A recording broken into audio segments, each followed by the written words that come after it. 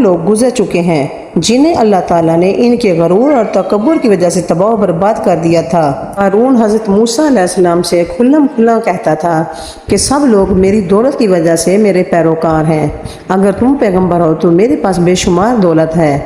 ایک دن وہ شان و شوکت کے ساتھ باہر نکلا۔ دیکھنے والوں میں سے جاہل لوگوں نے کہا کہ کاش ہمارے پاس بھی اتنی دولت ہوتی۔ ان جاہل لوگوں کی باتیں سن کر ایمان والے لوگ کہنے لگے ایسی خواہش نہ کرو، اس سے تو وہ لوگ بہتر ہیں جو ایمان لائے اور صبر کرے۔